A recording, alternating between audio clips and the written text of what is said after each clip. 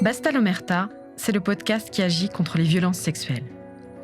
À chaque épisode, nous abordons un aspect des violences sexuelles avec un ou une invitée ou autour d'un débat. Nous sommes un duo mixte pour représenter l'ensemble des victimes. À qui est destiné ce podcast ? Aux victimes qui ont déjà parlé, à celles qui s'apprêtent à le faire ou à celles qui n'arrivent pas à parler. Cette émission est aussi destinée aux proches des victimes et aux personnes qui n'ont pas envie d'en entendre parler. Aujourd'hui, nous avons choisi de faire un entretien d'une proche de victime. Je vais laisser Mathilde après dévoiler qui c'est. Alors, c'est important pour nous de travailler cet angle-là en fait dans ce fameux parcours de victime, puisque ça va renseigner aussi ce qu'on peut ressentir d'un point de vue extérieur en fait. Je ne sais pas comment l'exprimer, mais à la fin de l'interview, de l'entretien, on va vraiment, on souhaite donner le sentiment d'un autre éclairage en fait sur du coup l'extérieur en fait de l'intérieur. Je sais pas comment dire. Donc c'est looking inside out ou l'inverse plutôt.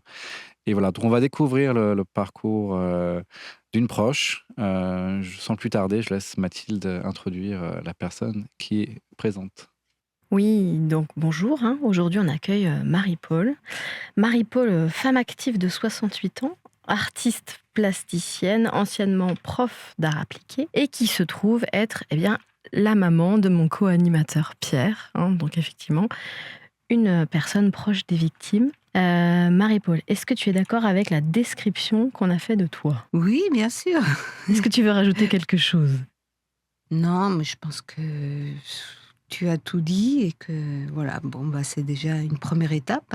Et je remercie d'ailleurs tout le studio de m'inviter, de pouvoir partager aussi un moment où justement toutes les épreuves de la vie dans lesquelles on passe dans une famille ou quand on est mère. Je peux exprimer quelque chose et faire passer peut-être un message et transmettre surtout une expérience qui n'est pas finie et qui est un chemin. Et comme la vie est un chemin qui va de part en part, où des fois j'ai pas toujours décidé d'y aller. Et il faut bien y aller et continuer à parler. Tu as répondu à ma question, qui est le but de ta venue. Bon, on s'est vu, pour donner un peu un contexte, tu es venu hier soir, tu viens d'Alsace, tu as pris le train, et généreusement, tu as donné ce temps. Tu es venu en plus hier soir pour être, je pense, bien préparé. On s'est vu ce matin, on a mangé ensemble le petit déjeuner, et du coup, je t'ai évoqué les questions, donc du coup, tu sais déjà où on va.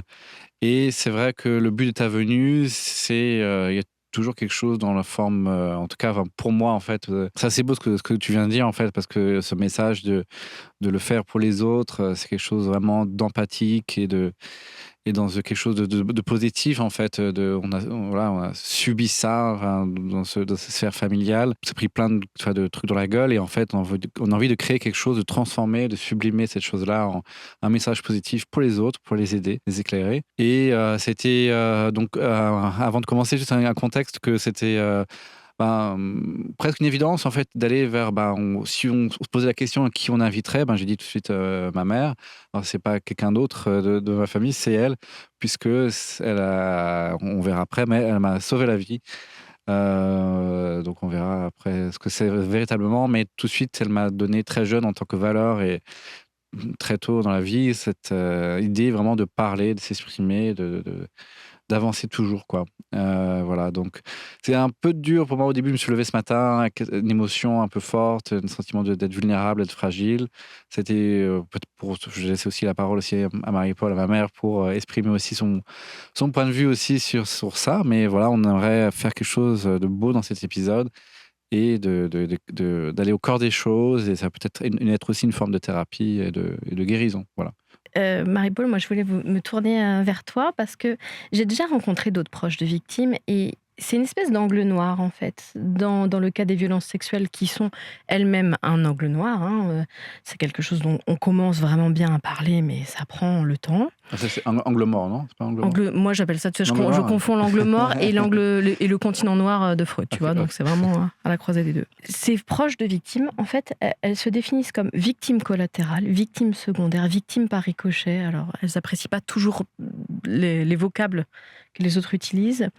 Je voulais te demander, quand est-ce que tu as découvert ce qui est arrivé à Pierre et comment tu as réagi? En fait, ça s'est fait en vraiment beaucoup d'étapes parce que il y a des choses où je me suis rendu compte, en observant, relativement rapidement qu'il y avait des choses bizarres qui se passaient, quoi. C'est-à-dire qu'à la maison, moi j'ai divorcé, quand Pierre avait 5 ans et mon aîné, 8 ans et donc quelque part, j'ai mis en place à la maison, moi j'aime bien accueillir du monde et tout et j'ai fait en sorte que mes fils, ils accueillent aussi leurs copains et qu'on se sente bien à la maison. Et donc sont arrivés, un certain nombre de copains et entre autres un fils, d'amis que j'ai accueilli généreusement et c'était, je suis partie d'ailleurs avec, cette personne et son fils, en vacances et il y a eu quand même pendant, j'observais qu'il y a d'abord une différence d'âge, assez importante, enfin pour moi importante parce qu'il y avait 5 ans de différence d'âge donc pour moi c'est quand même déjà une autre étape d'enfant, enfin pas de psychologie mais de voilà. Et je me suis retrouvée à observer des drôles de choses et je sentais toujours un malaise. Et moi, j'avais toujours envie de protéger Pierre et de dire, voilà, ça va pas du tout. Ce gars venait, entourait Pierre, voulait toujours lui montrer des tas de choses, le touchait. J'aimais pas ça, je trouvais ça bizarre. Et voilà. Et il y a eu, après, une après-midi, parce que moi, du coup, j'allais le mercredi, j'allais travailler, mais il y avait quelqu'un qui s'occupait des enfants. Mais les vacances, il y avait aussi ses copains qui arrivaient.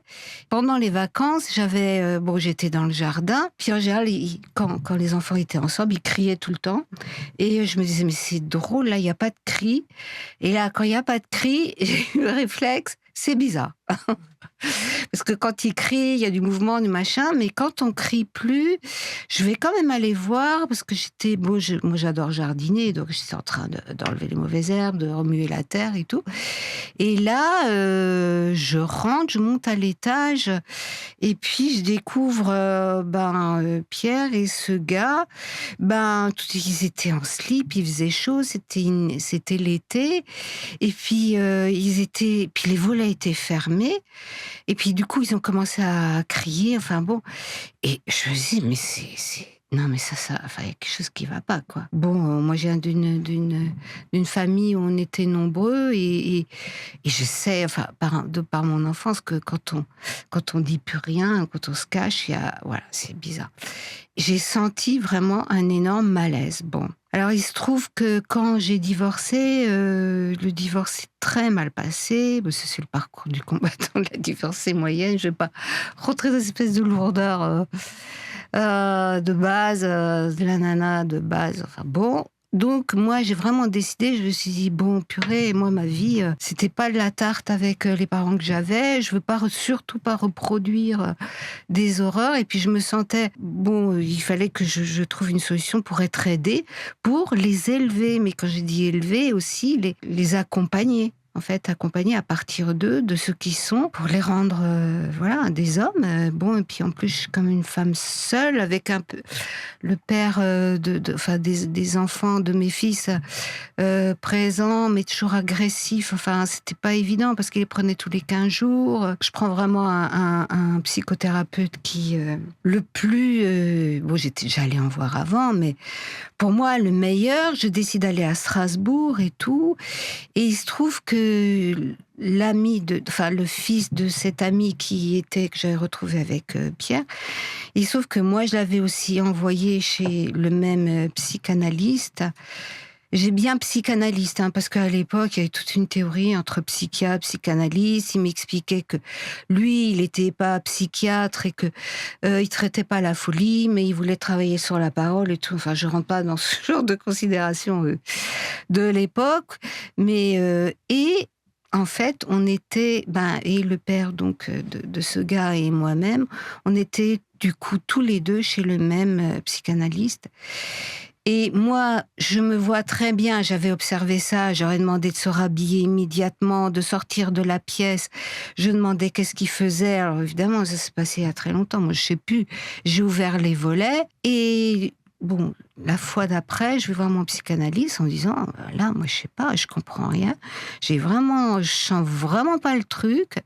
Il y a quelque chose d'hyper malsain et puis ça va pas. Ce petit gars, moi je savais qu'il descendait déjà les pantalons. Bon, quand il était en 6e, il descendait les pantalons il allait dans la cour de récréation des primaires, il descendait les pantalons des petits. Il disait oh mais non, mais on rigole, c'est pas grave. Voilà, ils font tout ça les garçons de même âge quoi. Et là, mon psychanalyste il dit oui, il faut absolument que vous lui posiez la question à Pierre. Qu'est-ce qui s'est passé? Pourquoi, comment, enfin bon. Il dit des mots, mais pas des mots justement percutants, quoi. Évidemment, fort de ça, je rentre, puis solennellement, je demande à Pierre, mais Pierre, est-ce qu'il s'est passé quelque chose? Évidemment, Pierre, il avait 9 ans, il dit, mais non, maman, rien du tout. Mais là, j'ai vraiment, maintenant, avec le temps, je me rends compte justement, mais ça après, je vais le développer, j'aimerais en parler, qu'il y a une parole juste que je n'ai peut-être... Justement, j'ai toujours regretté que j'ai pas eu, quoi. Bon. Donc, ça, c'est les premières constatations. Voilà. Après, il y avait eu aussi quelque chose de bizarre que j'avais constaté chez Pierre, qui était vraiment un garçon hyper sympa, très gentil et tout, qui a commencé à devenir agressif et à vraiment à être avec d'autres copains et à, je dirais, casser la figure à quelqu'un d'autre. C'était un autre épisode après, quoi. Puis pareil, donc je rediscute avec mon psychanalyste, je dis mais je comprends pas, Pierre il est pas comme ça, bon. Et je me rappelle à l'époque, le gars m'avait dit, demandez à Pierre d'écrire ce qui s'est passé. Et il m'avait fait la réflexion, parce que ça remonte il y a longtemps, qu'il trouvait qu'il était très intelligent. Bon, alors fort de ça, d'accord, je fais quoi? Mais je trouvais ça vraiment bizarre que Pierre devienne agressif. C'était pas lui, quoi. Vraiment. Pierre, ça a toujours été un agneau, mais bon, il se laissait pas marcher sur les pieds non plus. Enfin, c'est pas quelqu'un qui... c'est pas ce que je veux dire, quoi. Bon, truc de ressentir. Donc là, je n'ai pas découvert comme ça. Les étapes suivent. Pierre va en Inde, n'est pas bien, est déprimé, revient et puis me dit qu'il va pas bien. Et puis évidemment, moi je lui dis toujours, mais parle, écoute... Évidemment, mais c'est quelqu'un, la mère, elle dit parle. Et plus, son fils, il dit non, la parole est d'argent et le silence d'or, mais ça fait partie du jeu, l'adolescent avec sa mère, quoi. Mais je sentais qu'il y a quelque chose qui allait pas, et je me disais toujours, bon, c'est lié au divorce, déjà, cette période hyper violente, il va pas. Il revient d'Inde, il a 20 ans, et je me vois toujours alors j'ai des mémoires de sons, et puis ça, je le vois, et il revient, il dit qu'il est pas bien et tout, mais je dis, mais écoute, maintenant, enlève-moi le doute. Donc, il avait 20 ans. Est-ce qu'il s'est passé quelque chose entre toi et le gars qui venait à la maison, quoi? Et il me dit non. Et en fait, je dis, mais là, je t'ai trouvé un psychothérapeute. Voilà, vas-y, écoute, tu peux pas rester sans parler. Voilà. Bon, à l'époque, c'était l'aide que j'avais trouvée. Et puis là aussi, je pense qu'il y a des tas de choses maintenant que j'ai compris qui pouvaient pas lui coller aussi, quoi. Ça allait pas, quoi, parce que il y a d'autres mécanismes que j'avais pas compris à l'époque, quoi. Troisième, donc dernier élément, on est en 2011 et Pierre était de nouveau revenu. Il était passé Noël à la maison. Après, il est allé chez son frère et au cours d'une soirée, il en parle avec son frère et sa sœur. Il repart en Inde et moi j'appelle. J'ai toujours en contact avec son frère aîné. Je discute et son frère aîné me dit écoute, maman, il y a quelque chose qui va pas. Moi, je suis mal à l'aise avec Pierre. Il y a quelque chose qui va pas. Moi, il y a quelque chose qui me perturbe. Je sais pas si je dois te le dire. Alors j'ai dit, écoute, bon, c'est bon. Si tu dois me le dire, tu me le dis. Mais si tu veux pas me le dire, me le dis pas. Mais me le laisse pas entre deux trucs, quoi. Voilà, moi, je peux pas te forcer. J'ai dit, tu me le diras quand tu estimeras le moment voulu. Mais c'est un peu bizarre de me dire, il y a quelque chose qui va pas avec Pierre. Voilà, c'est OK. Et un mois se passe et il y a toujours ce truc qui me dit, moi je l'ai souvent au téléphone, on discute, parce que ça aussi c'est quelque chose que je suis très heureuse d'avoir une relation de confiance entre mes deux fils, quoi, qui s'est instituée. On s'engueule, on peut se bouder, on peut se dire des choses, mais en fait, on se parle. Nous parlons. Bon, enfin, ça, c'est la petite parenthèse. Et au bout d'1 mois, finalement, son frère me dit mais écoute, voilà, Pierre a parlé et a raconté ce qui s'est passé quand il avait 9 ans. Et là, je me dis, bah évidemment, je le savais, quoi. Enfin, et pas besoin de me faire un dessin, parce que c'était juste quelque chose qui était... moi, je sentais un tel malaise, un tel... C'était bizarre, c'était malsain, mais en même temps, impossible impossible de... Tout était embrouillé, quoi. Bon. Et donc, j'ai dit, OK, je savais. Et là, bon... Comme j'ai dû faire 35 ans de psychothérapie, comme j'ai dit à Pierre juste avant, donc j'étais chez une psychothérapeute, donc je déboule chez elle, je dis mais qu'est-ce que je fais? J'appelle Pierre, qu'est-ce que je fais? J'appelle son père, j'étais complètement bon. J'en parle à mon deuxième mari, j'étais dans une colère, mais je me dis mais c'est pas possible, quoi. Cette espèce de saloperie, ce truc. Enfin bon. Et là, bon, l'autre psychothérapeute, où là, j'étais cette fois-ci seule, quoi. Elle me dit, attendez, on va tempérer, parce que bien que j'étais en colère totale. Bon, je sentais bien aussi que si j'allais parler sous la colère, en téléphonant à Pierre, il disait, mais ouais, tu m'as rien dit. Enfin bon, c'était contre-productif et que ça allait pas faire avancer vraiment les choses. Donc, je laisse passer un peu de temps, bon, de nouveau un peu 1 mois, et j'appelle Pierre qui était en Inde en lui disant écoute Pierre, moi j'ai des choses à te dire. J'ai appris par ton frère ce qui t'est arrivé et là voilà, il y a une mauvaise réaction parce que je l'ai dit peut-être, j'ai dit moi je peux pas faire semblant. La psychothérapeute, justement, m'avait dit, écoutez, ce que vous avez déjà fait de bien, c'est que vous avez jamais fait semblant de faire comme si rien ne s'est passé et que tout va bien et qu'on est la maison bisounours. Enfin bon, voilà. Donc, voilà, en gros, c'est un peu une longue histoire, mais ça s'est passé en plusieurs temps et ça a été très difficile de discuter avec Pierre par téléphone, parce que ça aurait été mieux de le voir, mais c'était impossible. Mais je sais que Pierre a raccroché au nez, il disait « je ne vais pas en parler ».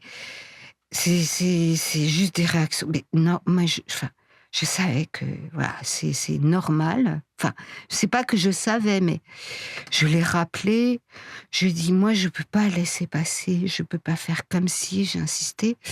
Je veux dire, voilà, je sais plus ce que j'ai dit. Et puis, Pierre s'est exprimé. Les choses ont été mises en place, quoi, voilà. Donc ça, c'est une première étape. Enfin, depuis donc l'observation que j'ai faite quand il avait 9 ans, le chemin, voilà, entre-temps, ses 20 ans, et puis après, à 26 ans, pratiquement, oui, Le moment où il en parle, quoi. Il est long, le chemin de la vérité. Hein. Il est très, très long. Ouais. Très, très long. Oui, exactement. Et puis je dirais que quand j'ai commencé à introduire ça, que en fait tu m'as sauvé la vie, parce qu'en fait c'est interrompu du coup le viol quand il est en train de se dérouler. En fait, t'as toqué à la porte au moment justement où du coup la violence était en train d'être faite. Donc ça m'a sauvé la vie. Enfin, ça a sauvé plus de douleur en fait et de violence, quoi. Mais ça, je savais pas. Si. Oui, non, mais si tu me l'as dit, quoi. Mais c'est vrai qu'au moment où j'ouvrais la porte, je savais pas, quoi. Voilà. Merci.